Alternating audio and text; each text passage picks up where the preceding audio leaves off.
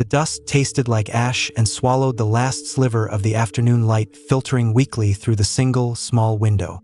Leah hadn't moved from the corner of the room in 3 days, and the despair was no longer a wave that washed over her, but the very air she breathed, thick, choking, and possessing the distinct metallic taste of finality.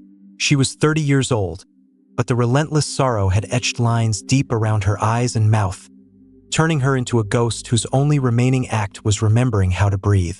The small, abandoned house she inhabited, tucked away on the rocky outskirts of Magdala, offered no comfort. It was merely a tomb she shared with silence and the gnawing guilt that had become her constant companion.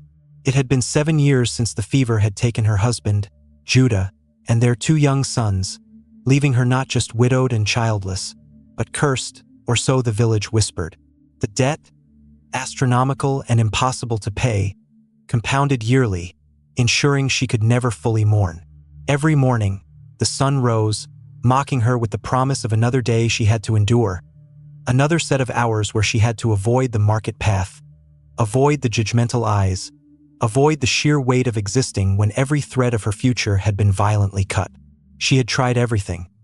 Prayer that felt hollow and unanswered, frantic attempts to weave baskets that brought in barely enough to survive on water and stale bread, and the desperate, futile hope that someone, anyone, would remember the compassionate young woman she once was. But compassion was a luxury the desperate could not afford to lend. Now she was beyond trying.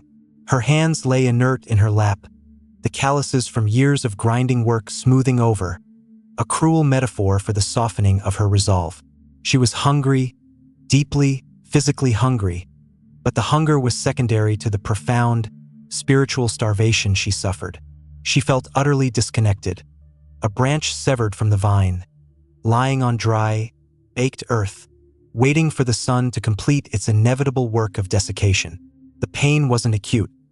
It was chronic, a low, buzzing hum of nothingness that permeated her bones. What frightened her most wasn't the imminent starvation or the scorn of her neighbors, but the creeping numbness, the fear that she would simply stop caring about stopping caring. She was sitting in the deepest, darkest pit of the human experience, where the concept of hope was not merely absent, but utterly nonsensical, a foreign language she had long forgotten how to speak. She wondered if the dust that settled on the floor was exactly the same composition as the dust that would soon cover her, and if anyone, even a stray dog, would notice when her shallow breathing finally ceased. The villagers had been cruel, yes, but their cruelty was a predictable, external force, easier to bear than the internal judgment that plagued Leah every waking moment. The fever that took her family had been swift and brutal, but the ensuing societal reaction had been a slow, methodical torture. Judah, her husband, had inherited his father's unfortunate habit of ambitious, yet risky, trading, borrowing heavily against future yields that never materialized. When he died, the creditors immediately descended, stripping Leah of her small olive grove and all the meager possessions they owned, leaving only the derelict house and the crushing debt, which, according to the unforgiving law, remained hers to bear until her death or until she was sold into servitude, a fate she narrowly avoided through sheer stubborn isolation. But beyond the material loss was the spiritual branding. The community elders, seeking a clean explanation for such concentrated tragedy, quickly concluded that Judah's misfortune, culminating in the death of his children, must have been a sign of ancestral sin, a curse passed down. And because Leah survived, she became the vessel of that curse. She was warned away from the well, instructed not to touch the shared baskets, and children were yanked from her path. This judgment didn't just isolate her. It burrowed deep into her soul, warping her self-image until she genuinely believed the pronouncements. If God himself allowed this crushing, unyielding fate, if she was truly tainted, what right did she have to seek joy or even basic sustenance? This crushing internal narrative was the engine of her despair. She spent hours analyzing her memories, searching for the precise moment when she had failed, when she had been insufficiently pious, insufficiently loving, or insufficiently cautious that warranted such a catastrophic punishment. She replayed Judah's last, gasping breaths, the coldness of her son's small bodies, the terrifying silence that followed, and each memory was a fresh, searing condemnation. The physical symptoms were relentless.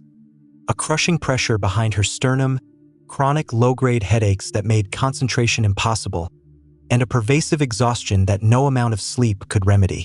She existed in a state of perpetual low-level panic, always waiting for the next blow, always anticipating the harsh word or the averted gaze. Her hope hadn't just faded. It had been systematically annihilated, replaced by the heavy, binding chains of self-loathing. She was convinced that the world would be cleaner, the community safer, and perhaps even the memory of her family less painful if she simply ceased to be. The shame of being a survivor of tragedy was far heavier than the tragedy itself. Yet, the outside world, even the cruel one she tried desperately to ignore, had begun to shift its attention. Whispers were turning into torrents of excited discussion, flooding even the isolated paths near her dwelling. The name, Yeshua the Nazarene, was constantly on the lips of the rare person who passed, usually traveling north toward Galilee or south toward Jerusalem. Leah heard the tales against her will. He spoke with authority, not like the rote recitations of the scribes. He touched the leper, violating every known societal boundary. He commanded the storm and the fevers. He was a radical hope, a disruptive force that challenged the very architecture of their judgmental world. But to Leah, these stories were not sources of inspiration. They were sources of intense irritation and cynicism. She saw them as yet another form of false advertising. Miracles were for the righteous, for the favored, for those whose slate was clean. Her slate, she knew, was blackened with sin she couldn't identify and punishment she couldn't evade. The very idea that a man could walk into the world and simply erase suffering seemed like a monstrous joke played upon the truly lost. If he is so good, why is there still despair?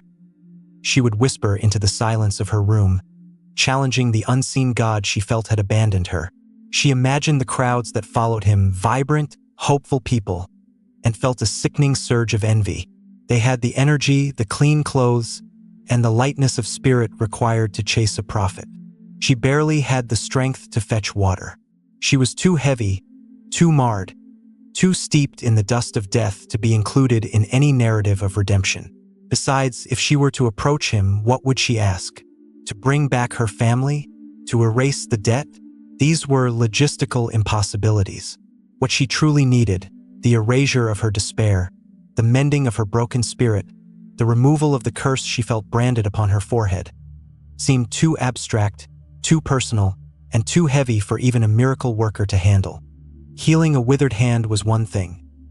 Healing a soul withered by 7 years of concentrated grief and societal rejection seemed an undertaking of divine scale that surely wouldn't be wasted on someone as insignificant and damaged as she. Her cynical rejection of this new hope was, ironically, a defense mechanism. By dismissing Jesus, she protected herself from the inevitable crushing disappointment she felt certain would follow if she allowed herself to believe, even for a moment, that salvation might be within her reach. Belief required vulnerability, and vulnerability, in her experience, only ever resulted in further pain. The relentless heat of the mid-morning sun, usually her ally in keeping people away, failed her. Her small ceramic cistern was nearly dry, and the stale water that remained was warm and brackish, unfit even for washing. The need was absolute. She had to go to the communal well, the hub of village life, where judgment was dispensed as freely as water. This necessity was a physical trauma, forcing her to confront the world she desperately hid from. She carefully wrapped herself in her oldest, most faded shawl, pulling the rough linen tightly across her face, hoping to become an indistinct blur.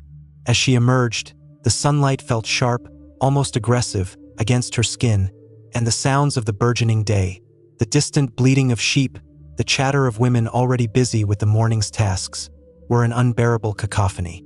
She kept her eyes fixed on the path, walking with the swift, robotic determination of a person trying to pass through enemy territory unnoticed. The well was about a quarter-mile down the main road, and as she approached, the noise grew louder, but it wasn't the usual gossip. It was a deeper, more resonant sound, punctuated by the excited cries of children. A crowd had gathered, far larger than usual. Fear tightened her chest, urging her to turn back, to choose thirst over exposure, but the desperate need for water propelled her forward. She realized, with a sickening drop in her stomach, that the Nazarene must be nearby, perhaps teaching in the small olive press enclosure just past the well. This meant the entire village, plus numerous travelers, were converging on this single point. She hugged the periphery of the road, moving like a shadow against the stone walls, trying to make herself small enough to slip through the gaps in the human tide. Her anxiety was a physical force, her breath coming in shallow, ragged gasps. Every averted eye, every sudden silence in a group near her, confirmed her belief that she was still a thing of shame, a walking embodiment of bad luck. She was so focused on avoiding the physical contact and the judgmental stares of the villagers that she failed to notice the man who stepped abruptly from a narrow side alley, directly into her path, until she was mere feet away. This was not the Nazarene, but a local merchant, known for his pious severity and his harsh words. He stopped dead, his face contorting in a mask of distaste, blocking the path entirely. "Leah," he spat her name like a curse. "Must you taint the public way? Keep to the shadows where you belong. Your ill fortune is contagious." His voice was loud, intended for the ears of the growing crowd. The humiliation was immediate and overwhelming, a burning flush rising from her chest to her neck. This moment, she thought, was the proof. The world, and perhaps God, truly intended for her to be completely erased. The despair deepened its hold, sealing off any remaining light. The merchant's judgment, delivered with such public cruelty, paralyzed Leah mid-stride, the empty water jar suddenly feeling impossibly heavy in her trembling hand. She couldn't speak, couldn't apologize for the crime of existing, couldn't retreat, because the sheer density of the crowd flowing toward the main gathering prevented movement backward. As the merchant held her captive with his searing gaze, ready to unleash a further torrent of public shame, the mass of people surged slightly, drawing closer to the sound of the teaching now clearly audible from the olive enclosure. It was in this chaotic moment, caught between the wall of the merchant's hatred and the wave of humanity rushing toward hope, that she saw him. Jesus was walking slowly toward the main road, surrounded by a tight cluster of disciples, emerging from the enclosure. He wasn't performing any great work. He was merely transitioning between one location and the next, his presence a calm center in the whirlwind of movement. The merchant, recognizing the prophet, instantly smoothed his expression into one of deep piety, intending to greet him, forgetting Leah entirely. This momentary distraction allowed her eyes to lock onto Jesus. She didn't look at his robes, or his disciples, or even his hands. She looked directly at his face. And in that brief, timeless interval, perhaps no more than a single second, he paused. His eyes, though weary from the intense demands of the crowd, found hers, standing isolated and terrified on the dusty verge. There was no pity in his gaze, which would have been another form of judgment, nor was there condemnation. What she encountered was a profound, shocking recognition. It was as if he didn't just see the desolate woman burdened by debt and shame, but he saw Leah, the daughter, the struggling soul, the person who had been systematically erased by her circumstance.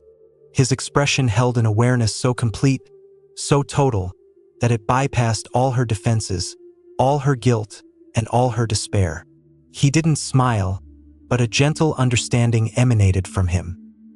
He spoke only 2 words, spoken not to the merchant, who was bowing deeply, but softly, directed only at her. "You matter." He then continued walking, the crowd closing immediately around him, swallowing him whole, moving toward the well. But the world had stopped for Leah. The merchant's spittle-laced accusations, the crushing anxiety, the heavy weight of the water jar, all faded into background noise, overwhelmed by the impossible echo of those 2 words. "You matter." He hadn't offered a miracle cure for her illness or her debt. He had offered a cure for her despair, rooted in the simple fact of her inherent worth. It was a shattering revelation that contradicted 7 years of suffering and societal rejection. She finally managed to slip away, not toward the well, but stumbling back along the road, the empty jar forgotten on the ground. She needed to be alone to unpack the enormous, terrifying gift she had just received.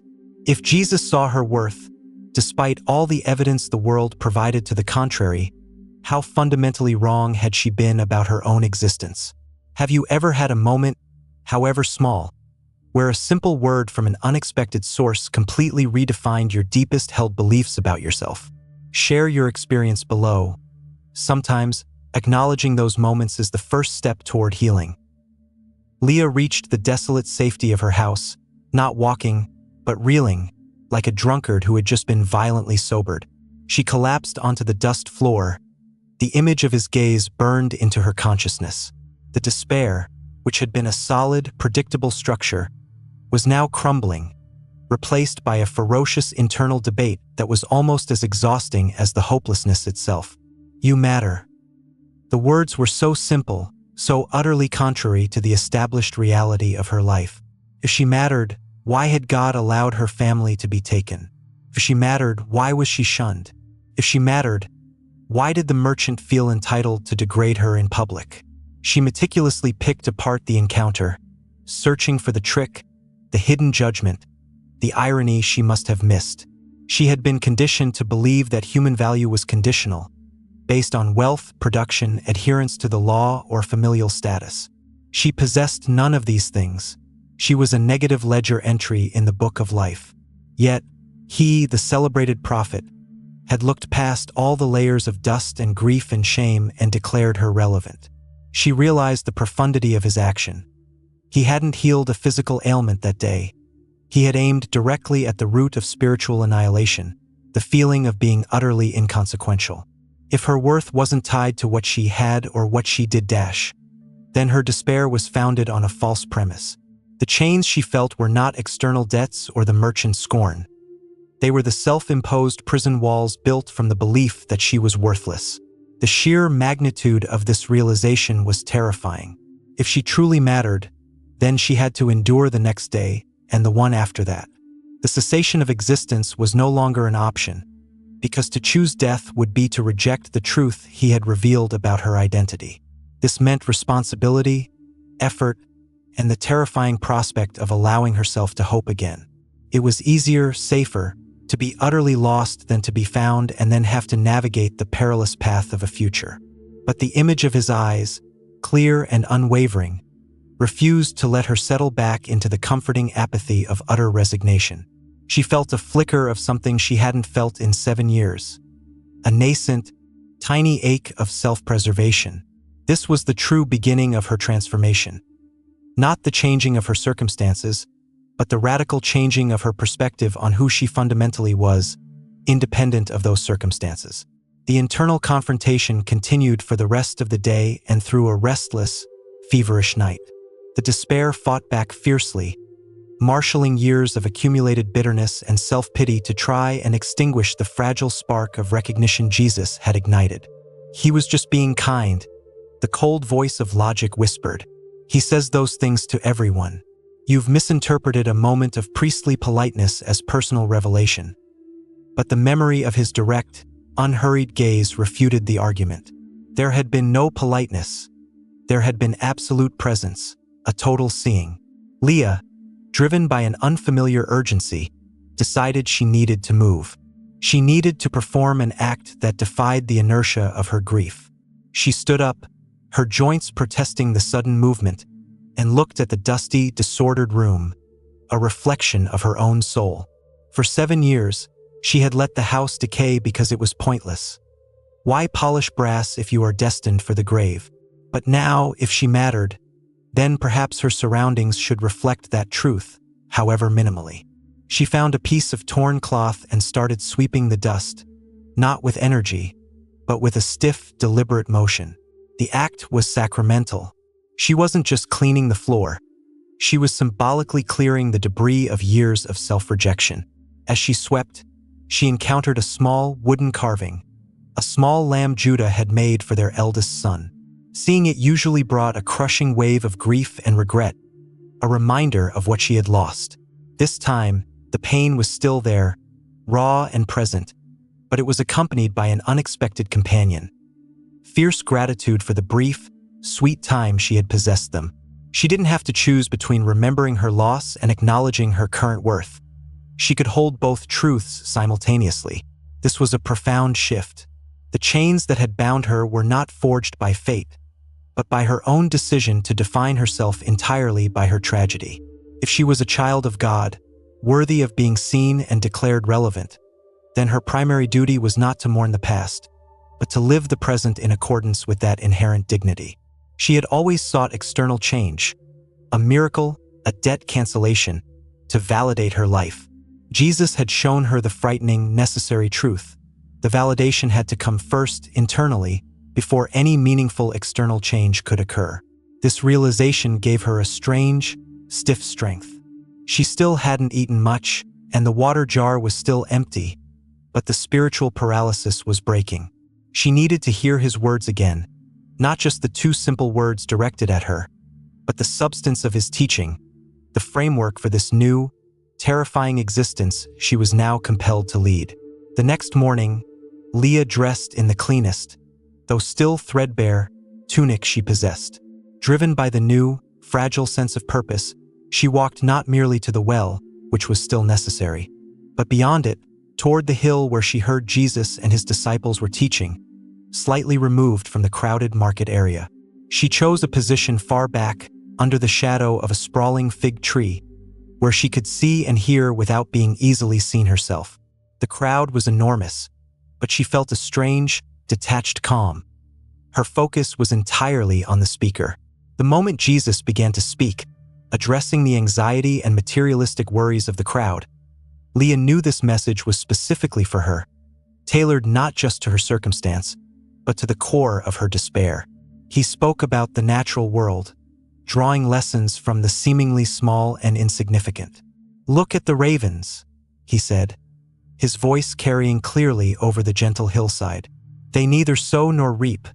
They have no storehouses or barns, yet God feeds them. How much more valuable are you than the birds?" He then turned to the fields, gesturing toward the brilliant crimson and purple hues of the wild lilies. "Consider the lilies, how they grow. They neither toil nor spin. Yet I tell you, even Solomon in all his glory was not arrayed like one of these. If then God so clothes the grass, which is alive in the field today, and tomorrow is thrown into the fire, how much more will he clothe you, O you of little faith?" Leah's breath hitched. This wasn't just poetry. It was a direct assault on the economic and social logic that had defined her 7 years of suffering. Her worth, according to society and the creditors, was defined entirely by her ability to sow and reap, to produce wealth and pay off debts. She was, in the world's eye, less valuable than a useful ox. But Jesus was suggesting a radical, inverted economy. That inherent value preceded utility, and that worry, the primary symptom of her despair, was an insult to the care of the Creator. Her despair had been rooted in the belief that she was responsible for providing for her own ultimate survival, spiritual and physical, and that she had failed. Jesus was dismantling this burden entirely, suggesting that the effort was required, yes, but the foundation of existence, the clothing and feeding, was guaranteed by an unfailing cosmic provision. The lilies didn't worry about weaving their intricate colors. They simply rested in the care of the one who fashioned them. Leah realized her constant anxiety over the future and the impossibility of repaying the debt was an act of profound distrust. She hadn't been trusting God. She had been solely trusting her own inadequate, failing resources. And that realization was the final splinter breaking away from her heart. The teaching finished, and the crowd began to disperse, buzzing with animated discussion. Leah waited until most had left, feeling a pull she couldn't ignore. She needed more than the general teaching. She needed clarification, a single, definitive answer to the question that still burned in her soul.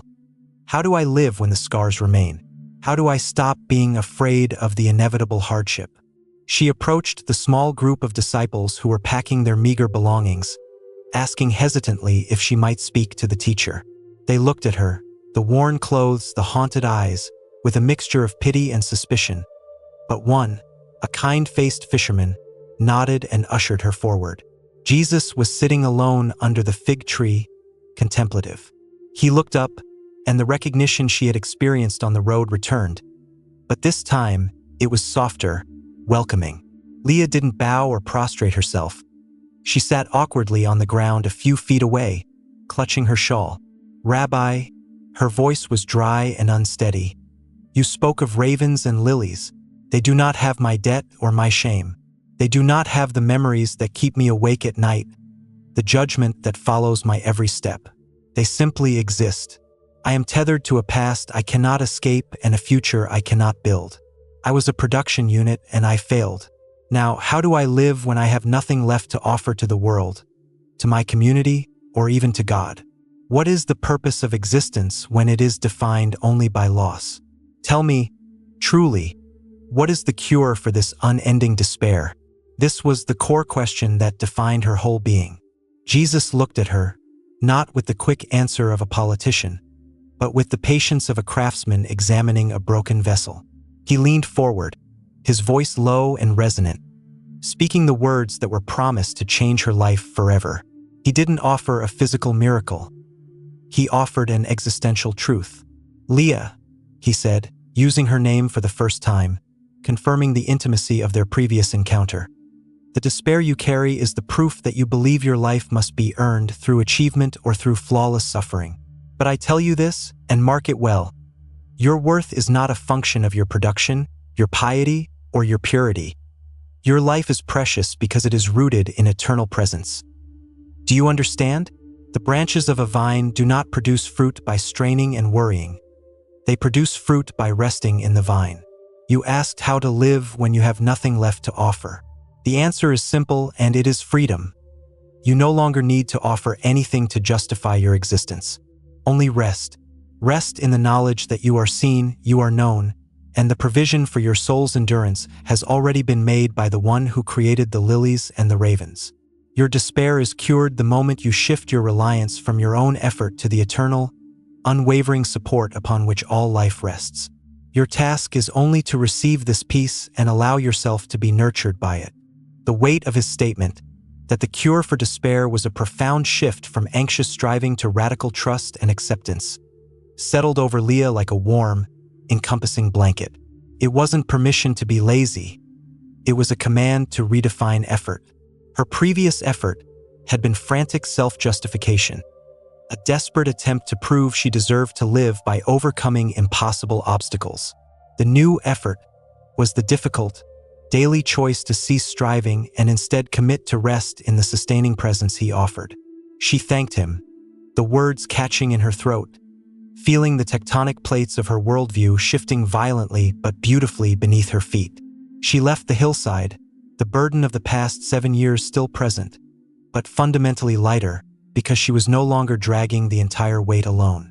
She walked back toward Magdala, and this time, she didn't hug the shadows. She walked the main road. The stairs were still there, the silent judgments still past, but they were now distant, muted echoes. They were irrelevant because her ultimate judge, the one whose opinion mattered, had already pronounced her worthy. The debt hadn't vanished. The house was still derelict. The painful memories of her family still surfaced, but they no longer held absolute power over her future. She was free from the tyranny of consequence, because her core value was sealed. That evening, back in her small house, she did something she hadn't done in years. She used the last of her old meal to bake a small loaf of bread, not because she had to, but because she could dash. She ate it slowly, savoring the taste, performing the simple act of feeding herself as an act of defiance against the despair that had demanded her self-destruction. She realized that healing wasn't a sudden erasure of scars, but the gradual process of learning to thrive with the scars, redefining them not as marks of failure, but as proof of endurance. The subsequent weeks were not magically easy. The creditors sent their harsh reminders. The merchant still sneered. But when those external pressures came, Leah found herself recalling the image of the lilies and the ravens. She still worked, but her motivation was no longer born of fear of annihilation, but of the simple, peaceful act of stewardship, tending the small garden of life she had been given, knowing that the ultimate outcome rested in larger, more capable hands. She began to notice the world again. The way the light fell through the olive leaves, the scent of wild thyme, the sound of children laughing, which, previously, had been agony. She was still Leah of the tragedy, but now she was also Leah of the enduring presence, and that difference was everything. Her transformation was an internal revolution against the culture of performance and shame that had nearly killed her spirit, guided entirely by the two simple, radical truths Jesus had given her: you matter and rest in the vine. She had been given the biblical cure for despair, unconditional acceptance leading to purposeful, fearless endurance. The physical circumstances of her life had not changed yet, but the life itself was already profoundly different, rooted now in the soil of eternal care, waiting patiently for the fruit that only rest and time could produce. Her life was changed forever, not by a boom of thunder, but by the quiet certainty of eternal belonging. This was the final, lasting victory over the darkness she had known so well. Her new purpose began to emerge naturally, flowing from her healing. She realized that her unique, searing experience of utter isolation gave her a gift: the ability to see others who were equally unseen, and she knew she could now offer them the single greatest comfort she herself had received. She started small, leaving a small jar of clean water or a bit of fresh bread on the doorsteps of the other forgotten souls on the edges of Magdala: the sick, the truly impoverished, the elderly who had no family. She didn't preach or teach. She simply acted as a silent conduit of the eternal presence that now sustained her. She no longer sought validation from the center of the village, but found profound meaning in ministering to the edges. Her work was quiet, steady, and utterly invisible to the busy, judgmental world, but it was, for the first time in her life, fully purposeful and unburdened by fear. Her existence, once a curse, was now a quiet blessing. She had found her place not by earning it, but by accepting it, fulfilling the promise that those who rest in the vine will inevitably bear fruit. The light of the single candle she kept lit in her window was small, but steady, a beacon of persistent hope on the desolate edge of town. If this story touched your heart, and if you, like Leah, are searching for that unshakable foundation of worth and peace in a world that often demands too much, please subscribe to Shoreline Parables. We are here every week to share the ancient stories of the gospel that speak directly to the struggles of today, reminding us all that we are seen, we are valued, and the true cure for despair is always rooted in eternal presence. Until next time, find your rest and carry the light.